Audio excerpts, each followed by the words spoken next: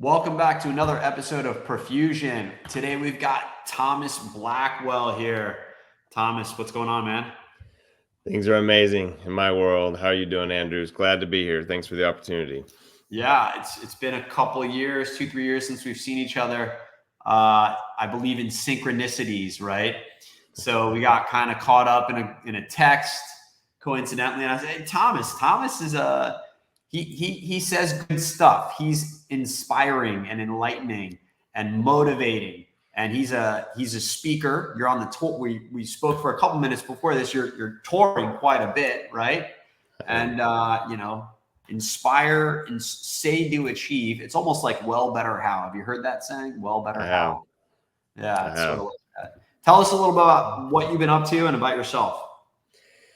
Yeah, thanks, Andrew. So I've had the beautiful opportunity. It's been really humbling and inspiring to speak to people all over the world about changing their language and changing their results, their environment, and changing their life on the fact that we bring about, we talk about. And so we, the company that I found is called Say to Achieve. And it's really inside of that, Andrew. It's when your words, the say, are congruent with your actions, the do, you can achieve anything you want in life. Oftentimes we find that people, they have great intentions, they're putting forth the effort, but their words are not congruent with what they want to accomplish. And I prove that essentially inside of that when you change your language to be congruent with that, you can achieve anything you want in life. And we prove it physically, we prove it scientifically, neurologically, even at a high level spiritually.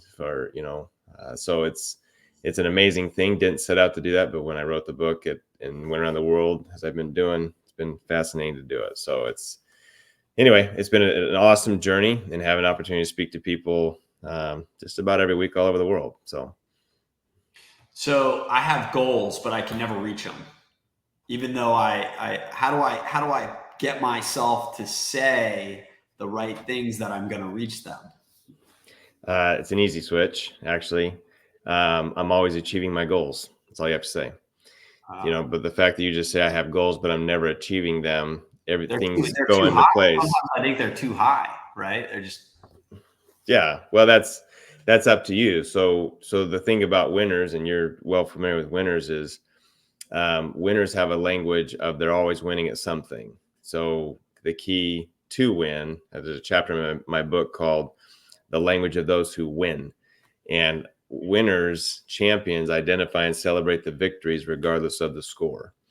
So if we're always looking at the scoreboard, Andrew, we might think ourselves a loser, but we have to find where did we win. And so when you set a goal, and I've changed goal to action item, a goal has this sometimes feeling of it's okay, or disclaimer not to hit it. And too many people are saying, well, I don't hit my goals, and they're, like you said, too big. Well, make it an action item, just like, a thing that you do every day, every week.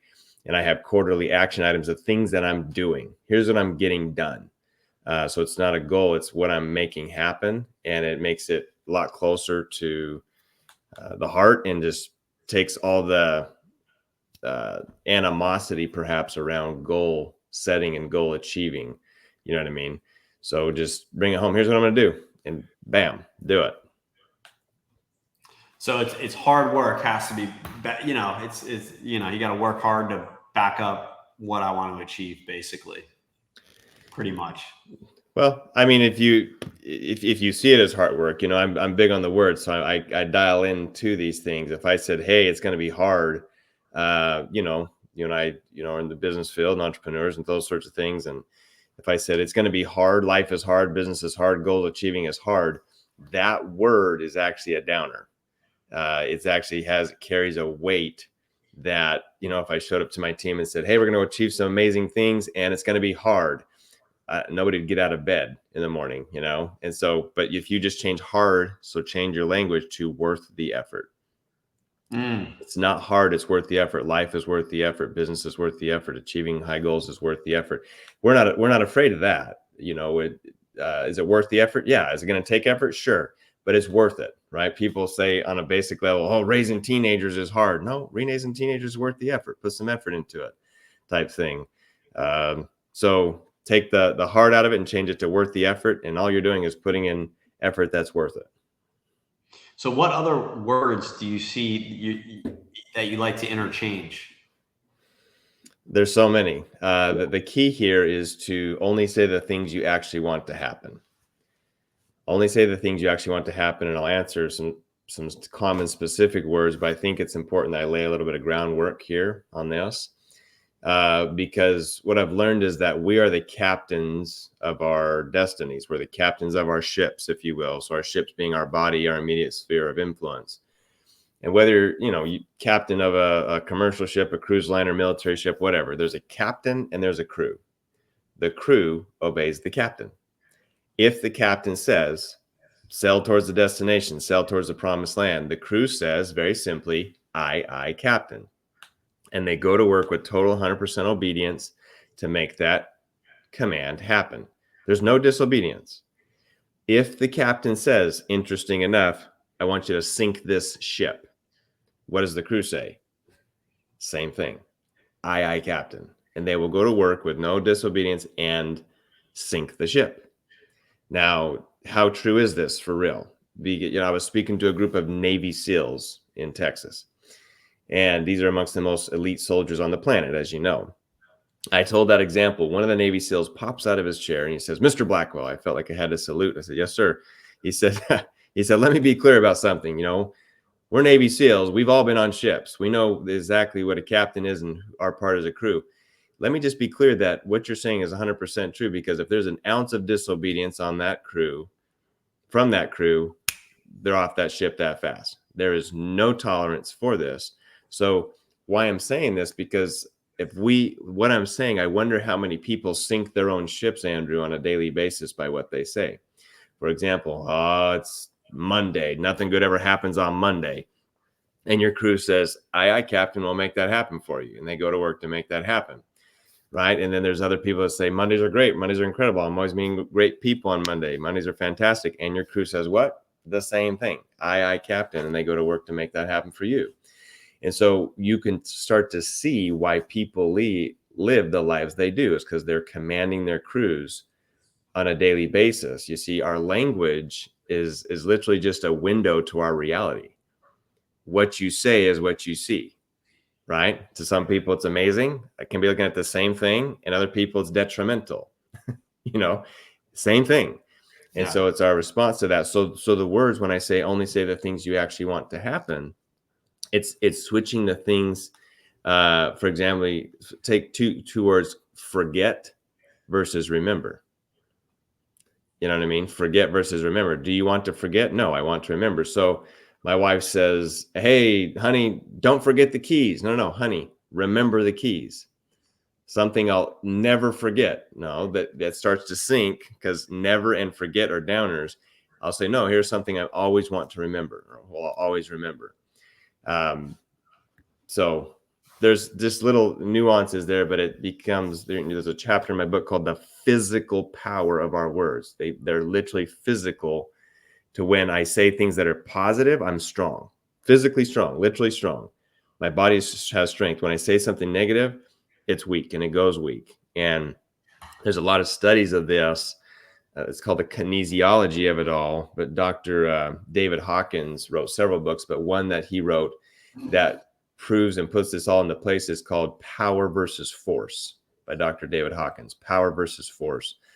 And so it's an amazing thing. So I show people this all over the world, and they recognize, wow, is my language congruent with strength and sailing towards my destination? Or is it attached to sinking to what I don't want? Right.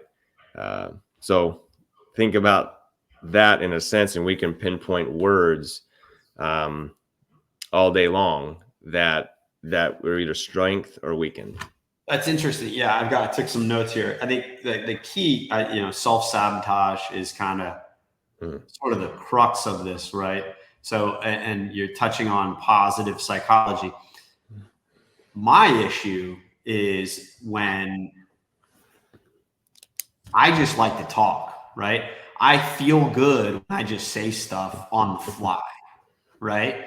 Like who doesn't? You know what I mean? Like, obviously I would prefer myself to say something more positive. Like I have two boys. One will say anything is possible, right? He's going to be a billionaire. He's going to be a president. My other son will be like, well, he thinks my one son thinks he's going to marry the Princess of England, right? He doesn't know, but like it's possible, right? Sure. It's not like somebody married the Prince of England. This kid, I jokingly was like, I was like, who are you going to marry? He's like, I don't know. I was like, who should I marry? And he's like, the Princess of England. You know what I mean? So he's like, now it's like in his brain. And my other son is like, no, he's more of a realist / skeptic. And he's like, no, how are you going to do that? He's more focused on the action items than the necessarily bring it out there. belief. So I guess slowing down and processing what you're going to say is super important, but it kind of takes a little bit of the excitement out of life. And then also, like, I'm from New Jersey. Where are you from, Thomas? Arizona originally. Yeah. Okay. So in New Jersey, like, people speak negatively most of the time, right? So for 18 years, that's just public school system for you. I went to private school part of the time, but that is sort of how the kids were raised. I don't know how they are in Florida because I'm not inside the schools to hear, but there's a lot of negativity and toughness going on instead of encouragement and positive psychology going on, at least where I grew up and in the public school system there. So that's sort of hard to shake sometimes, to do it the right way and also to slow down, which patience is really, it's a lot of effort. It's worth the effort. There you go. Yeah. Good transition there. So I think you'd find, Andrew, that, in school systems across the world, this is such a simple concept and things. So that's why I love to speak to school systems. I just spoke to a whole high school last week in Texas, and speak to universities. And I love it because I love speaking to the staff. So they're teaching this way and conscious of it, but then to the students, the stuff I wish that I would known. So back to these things, I recognize that that's the environment that you grew up in, but it doesn't matter. As long as you're conscious of it now, you can make a shift so fast. That's what's beautiful about it. This isn't something I say, hey, try for 6 months and see how you do. This can happen today, right away. And so you mentioned a filter in our brains, and that's a beautiful thing. We've been blessed really to think before we speak. Now, sometimes we mess that deal up and we speak before we think. And you think about what's happened in our world. I can show you history, and it's very apparent that wars have started because of something someone said. Oh, yeah. People get divorced and relationships end in some capacity because of stuff people said, right? It's those words that are... People have grudges with people or 100%. Friends or clients. It's that power of the tongue, right? It can start a fire or it can douse it out. So here's a key thing for people to remember. Before you speak, have a filter of, is this going to make the situation better or is it going to make it worse? Is it going to be encouraging or discouraging?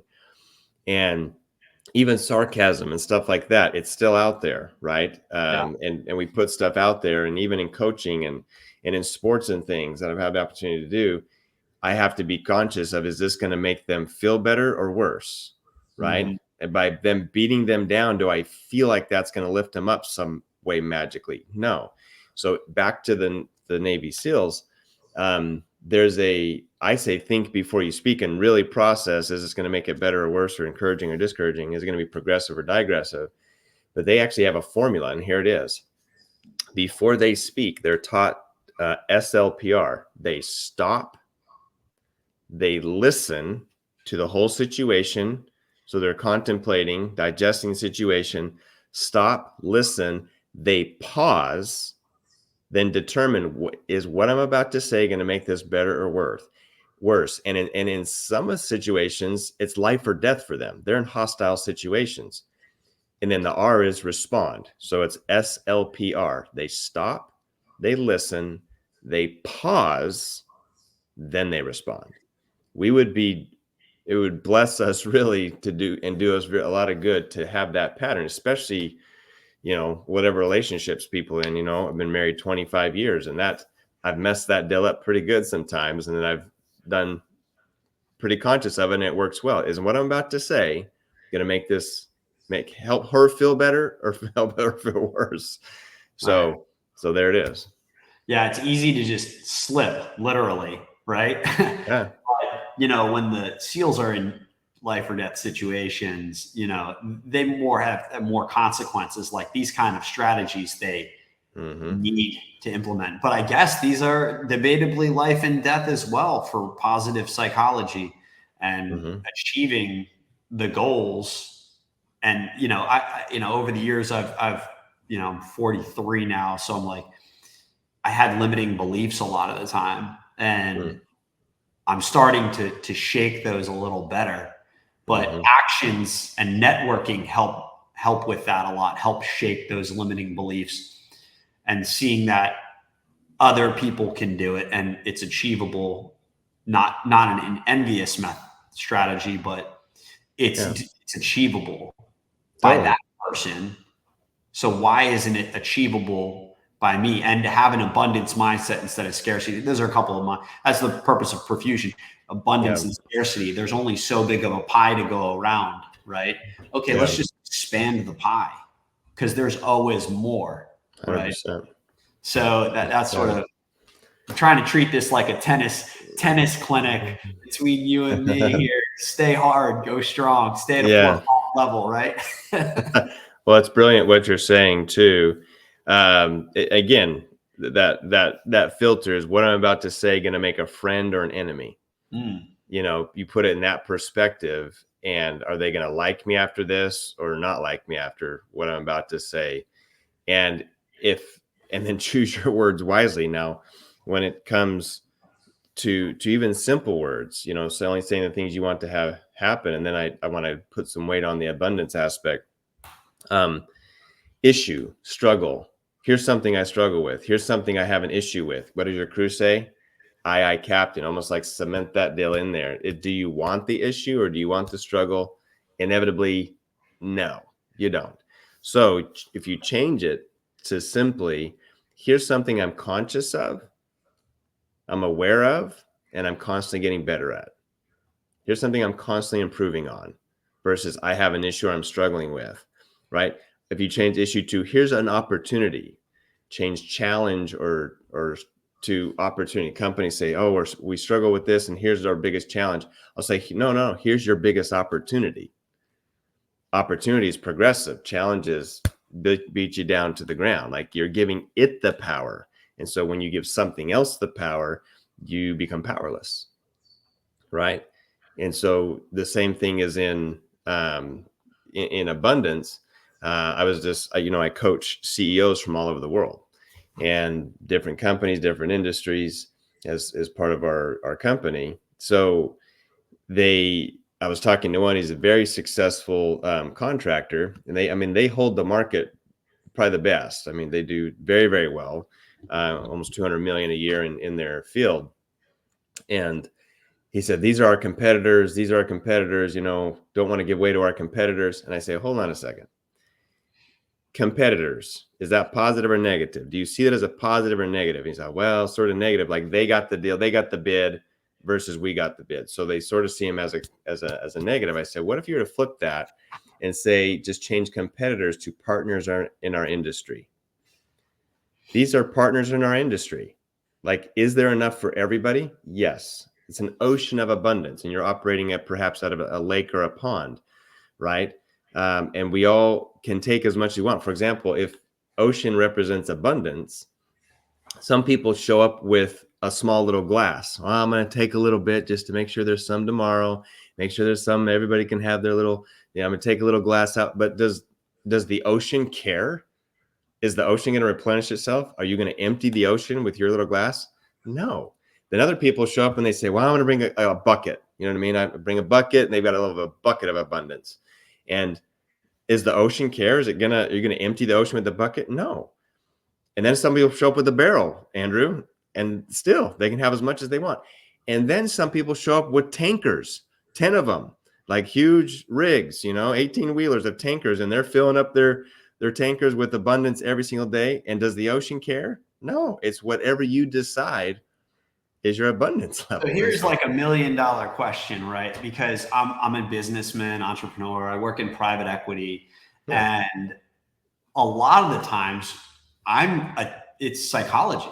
I'm attempting to show people, persuade people into seeing, a different kind of mindset, not a fear mindset, not something that is like a loss necessarily.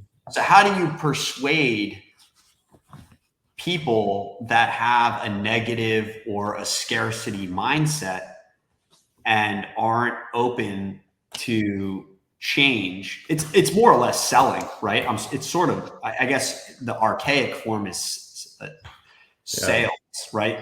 A word I might not want to use, right? Sales, I might call it like a Blackwell word would be like adapting or evolving or adjusting or growing, right?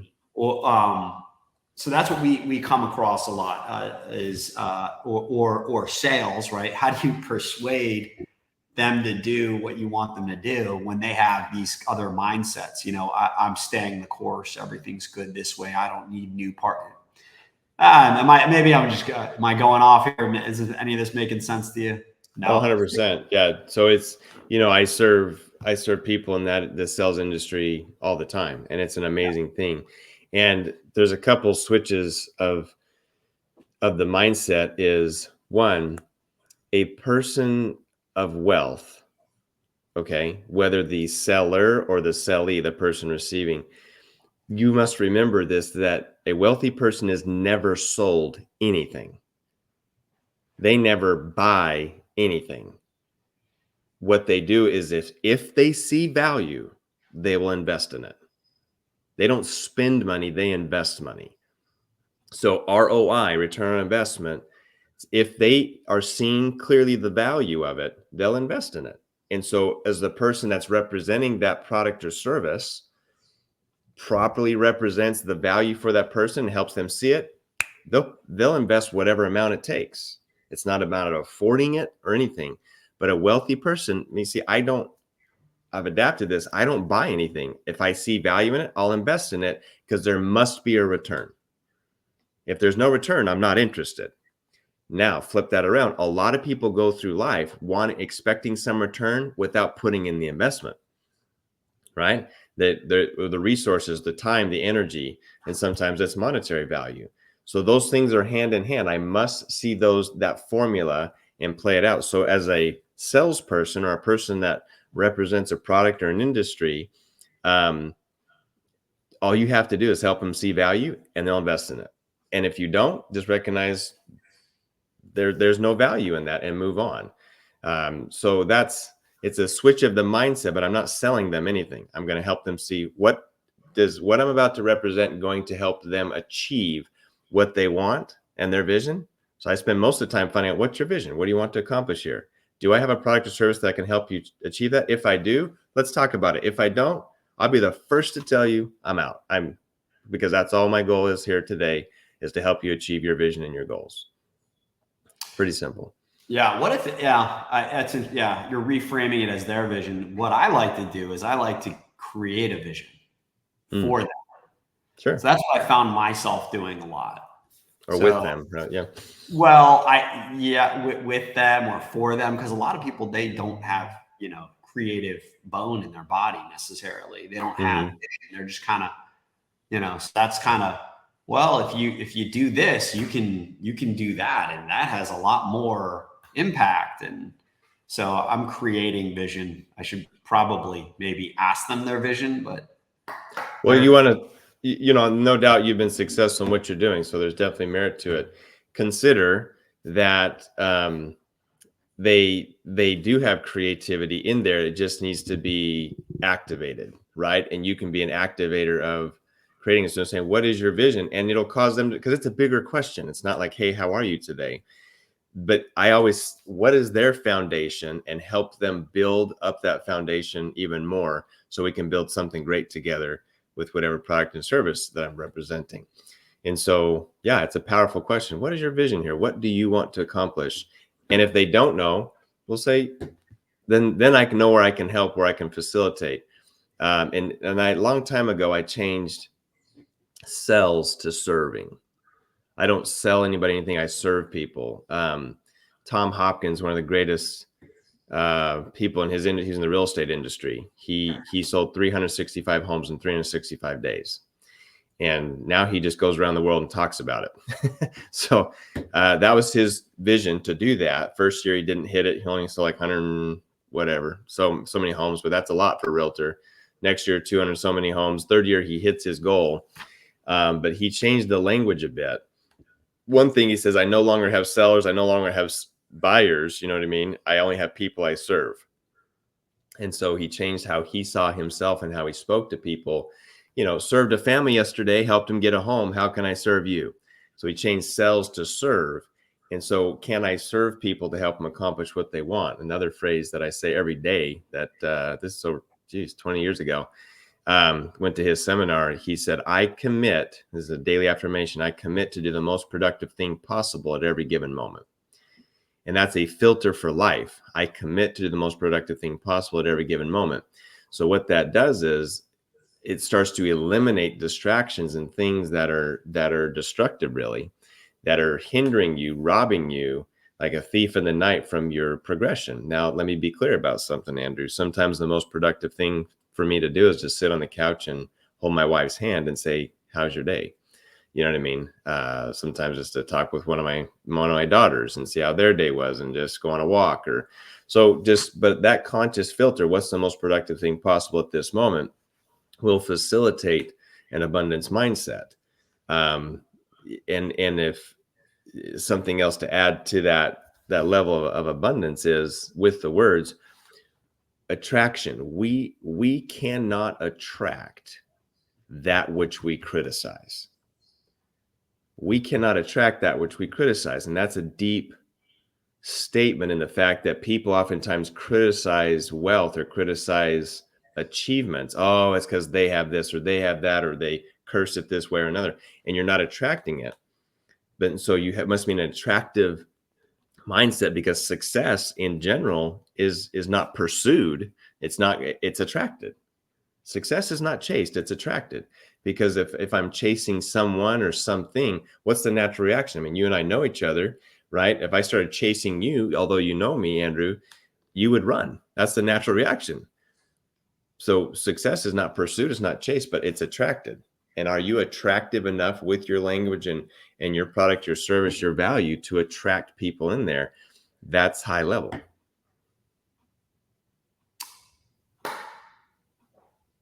Yes. I like people that pursue me, because I see them as persistent salespeople, though.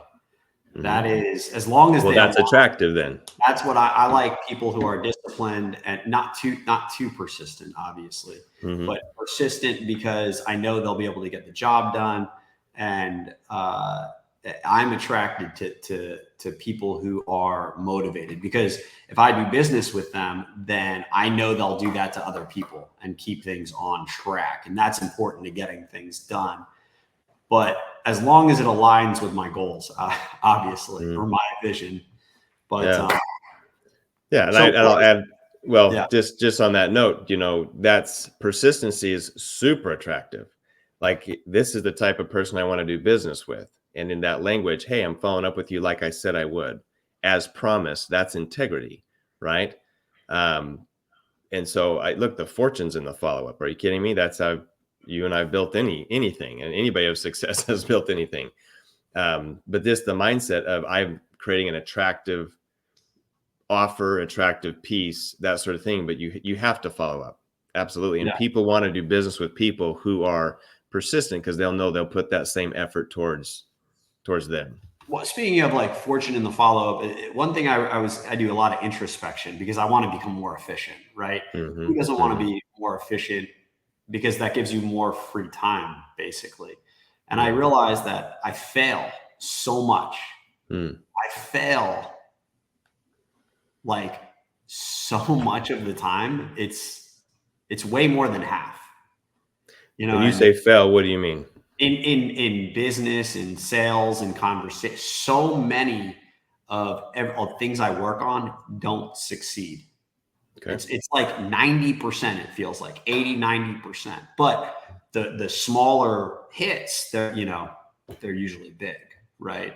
But or the hits that do succeed are big, so they give the appearance of, maybe they give the appearance that I don't fail, but it's still a painful process. It's still, for me, and that's just reality. That might be, that's reality for me. I don't know how to change those words. Maybe I need to change the word that I'm failing. Maybe I'm planting seeds for later.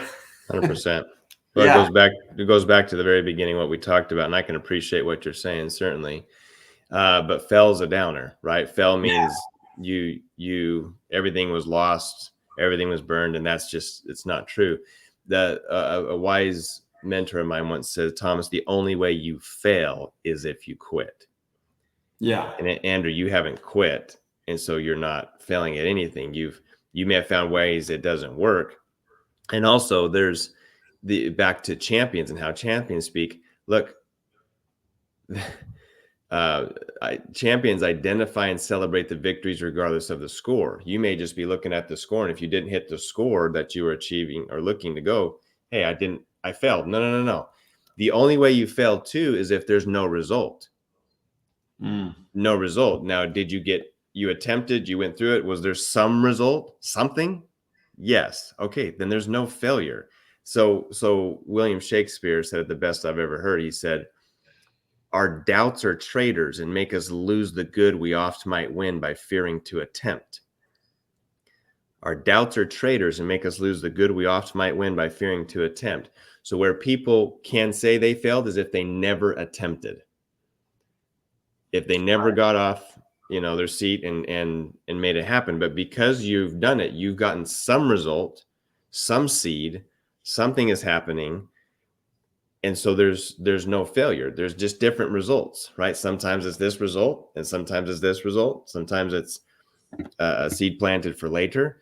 But yeah, I would change that failure to, I get different results all the time. Sometimes they're like this, sometimes they're like this, sometimes, because you're not a failure. If you didn't do anything. It's that realist in me that just wants to not slow down and just get to the word quickly. It's like reading a book. I'm reading fast through a book, or I'm reading slow through a book. Am I really reading it, or am I just reading to get to the end of the chapter sometimes, and that's what I caught myself doing this morning. Unfortunately, I'm like, I read every morning. I'm like, I'm just reading to get through the chapter. I'm not really reading to feel, to digest and feel at one with reading and let everything go on around me. I was like looking over here and looking over here, distracted. I was not,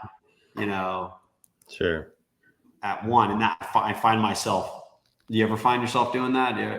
Of course, it takes effort to have a clear comprehension. And so distractions equals destruction. And so if I'm going to read, it's best for me to eliminate everything else, right? My phone's aside, emails off, these sorts of things. This is my, whatever the time frame is, 15 minutes, 20 minutes. It doesn't have to be that long, but there's leaders are readers. And so you've established that high achievers, high earners or high learners. And so this, Andrew, and so do I, but I had to establish that.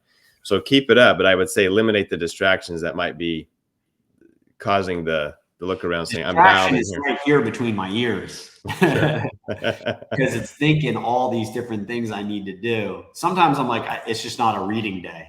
I'm just like, it's like, hey, I don't have to work out every day. You know what I mean? I got to take a break, but I got to work on my words and slow down. I like the, what are some, you have 2 daughters or a daughter you mentioned. What are some words that you're conscious about that you use, that you interchange to maybe, Shad Helmstetter. Are you familiar with him? I'm Shad. not. No. He's Oh, big Shad? Shad Helmstetter. Haven't. No. Yeah, he's big into the words. He's always like he wrote a book on replacing words. It's like something about what to think. It's like what to think. Basically, that's the key. What to think, right? How do you Well, words. what you're thinking, right? Sure. Because if you change what you're thinking, then you can change what you say. But how do you get in your mind to think so positive and then say the positive, or say, or exert what could happen instead of what could fail? Yeah. Life's great. Words are just, thoughts are just silent words. That's all they are. Thoughts are just silent words. So either way, it's the words that are the trigger, whether they're in the mind or physically said. The crew obeys when they are actually pronounced out of the mouth. And that's why we have that filter of the mind. But I have to believe it though, because I can say things out loud, but I don't believe them. Well, either way, the crew goes to work to make it happen. So that's the power of this affirmation. Muhammad Ali was brilliant at this, the great boxer. But he probably believed it though, right? His phrase is I have to say it whether I believe it or not. And eventually I do believe it because I was saying it, because the body responds either way to what you say, no matter what, right or wrong, can versus can't, weak, can, strong. And so by you saying this is, the language of those who win, also the chapter in my book is words of affirmation. What you say every day, I command my crew, and eventually everything, the universe, everything comes into place to make that happen. You know what I mean? I'm conscious of what I eat. Like I commit to eat the most productive thing possible at every given moment. So every time I'm before something, I think, is this the most productive thing?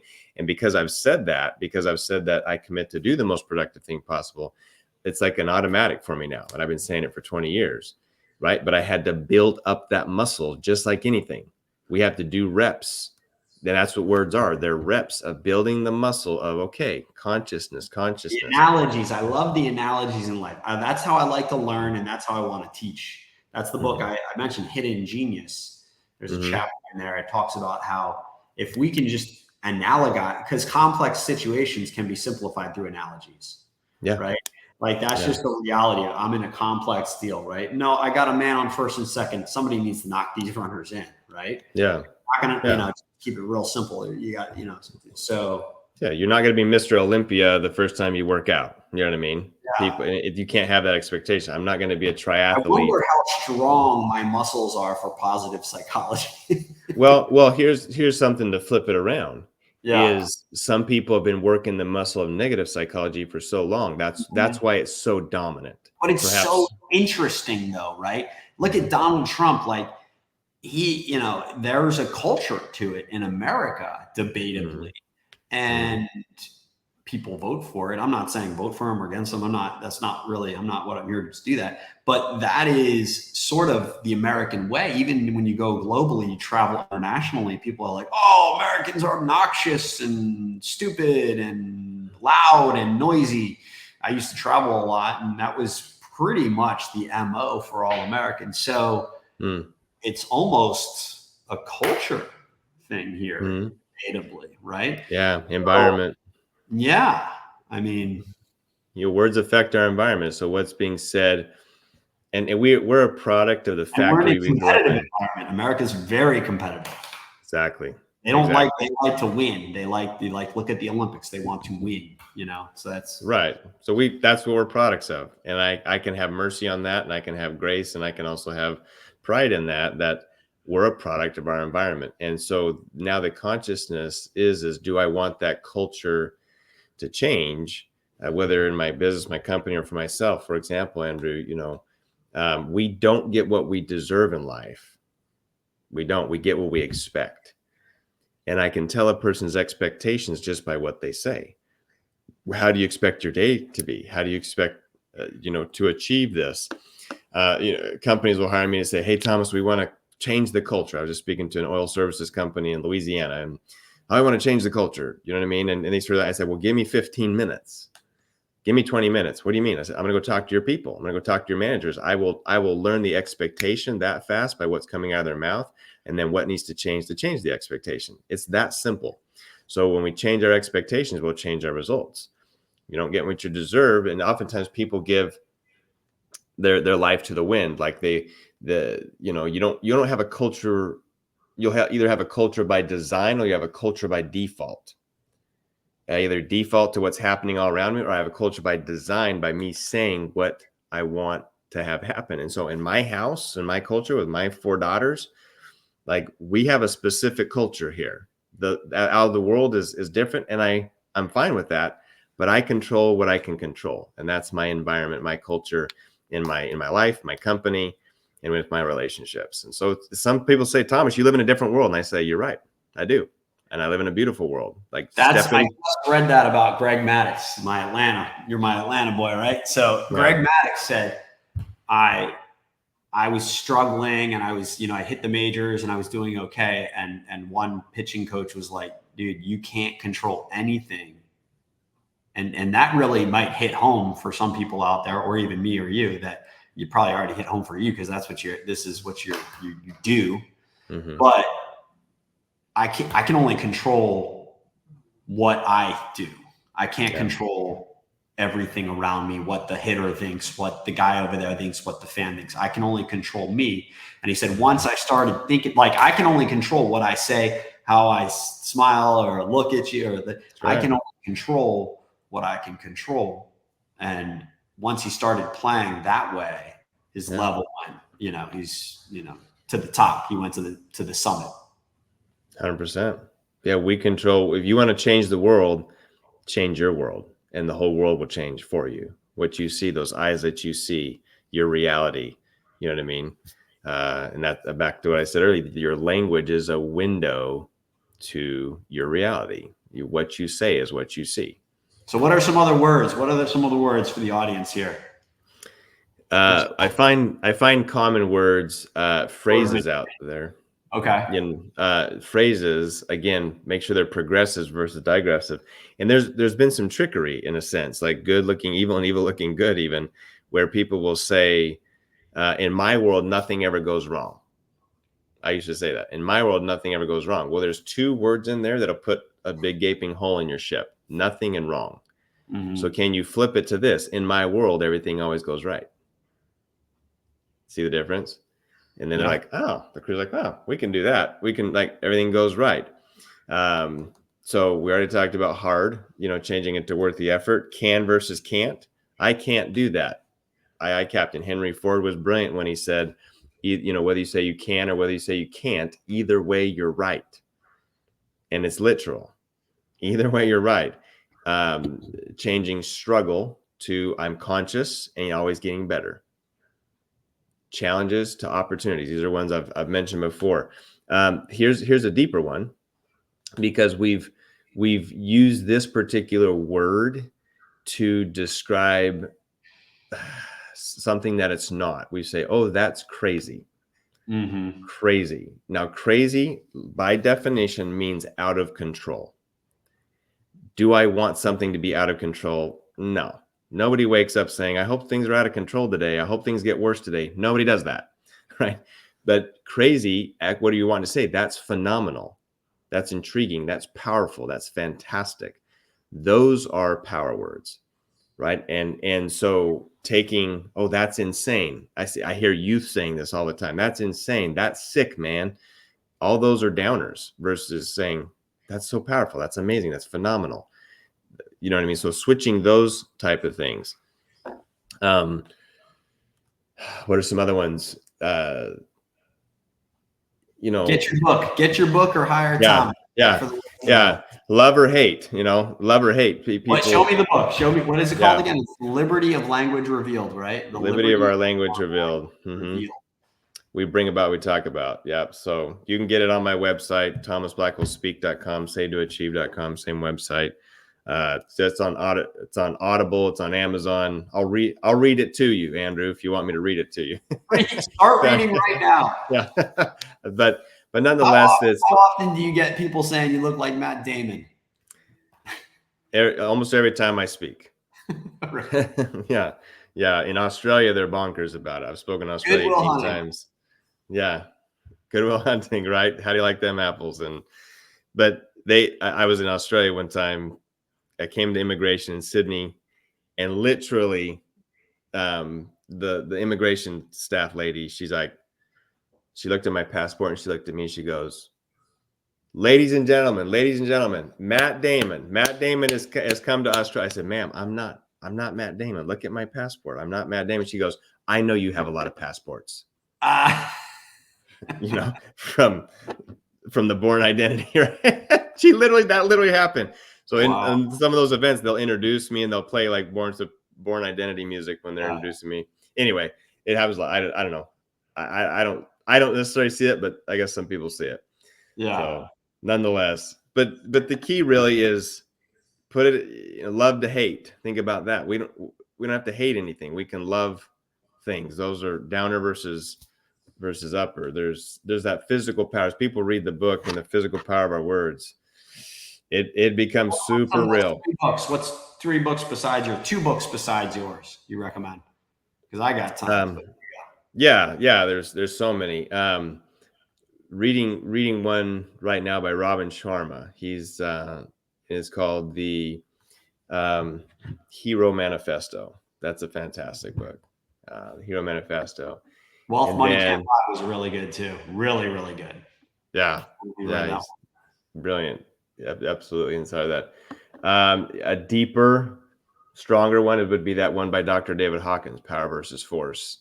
There's a lot of science and things, so it's a deeper read, but it brings this scientific neurological thing to the forefront very quickly. There's a lot of lists, but those are 2 that come to mind right away.